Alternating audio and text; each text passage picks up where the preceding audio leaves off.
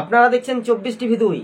ত্রিপুরাতে বিরোধী রাজনৈতিক দলের বিধায়কদের কোনো মর্যাদা দিচ্ছে না বিজেপির, অর্থাৎ অধ্যক্ষ বিশ্ববন্ধু সেন থেকে রতনলাল নাথ থেকে অর্থাৎ সুশান্ত চৌধুরীরা কার্যত হঠাৎ করে বেরিয়ে যাচ্ছেন বিরোধী দলের বিধায়করা, অর্থাৎ কংগ্রেসের বিধায়ক ছয়াগরতলার সুদীপ রায় বর্মন। তাও কিন্তু আরও এক ধাপে এগিয়ে যাওয়ার যে বার্তা বা ইঙ্গিত, সেটা এখন দিক নির্ণয়ের কথার উল্লেখযোগ্যভাবে আপনাদের সঙ্গে 24TV2 আমরা এই প্রতিবেদনটি তুলে ধরেছি।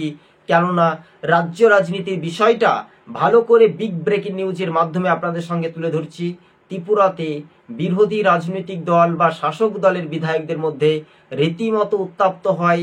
একদিকে শীতকালীন অধিবেশন হয়েছিল এবং গরমের যে একটা উত্তপ্ত, আর সেই গরমকালেই চৈত্র মাসে যে একটা রৌদ্রের তাপ, একদিকে সেল, আর সেই সেলের বাজারে কি শাসক বনাম বিরোধী রাজনৈতিক দলের বিধায়করা।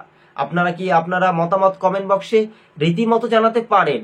আপনারা এই বিষয়টা নিয়ে তৎপরতায় নিয়ে রাজ্য রাজনীতির বিষয়টা নিয়ে আরও এক ধাপে এগিয়ে যাওয়ার যে একটা বার্তা বা ইঙ্গিত, সেটা সম্পূর্ণভাবে নিয়ে যাওয়ার যে একটা চান্স, আর সেটাই নিয়ে দ্রুত গতিবেগে এগিয়ে যাওয়ার যে একটা বার্তা বা ইঙ্গিত, সেটাই নিয়ে আমরা আলোচনা করেছি দর্শক বন্ধুগণ। তবে হ্যাঁ, বাস্তবে এটাই ছিল রাজ্য রাজনীতির যে সমীকরণ 2025, কিন্তু 28-এ তো ত্রিপুরার নির্বাচন, আর বিরোধী রাজনৈতিক দলের বিধায়কদের কেন মর্যাদা দিচ্ছে না সরকারের পক্ষপাতী অধ্যক্ষ, আর এটাই নিয়ে তর্ক বিতর্ক।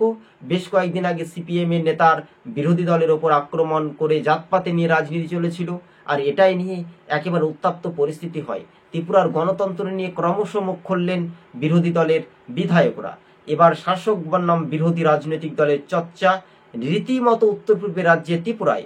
আজ 24TV2 ইউটিউব চ্যানেলটি শেয়ার করে দেবেন, সাবস্ক্রাইব করে পাশে থাকবেন।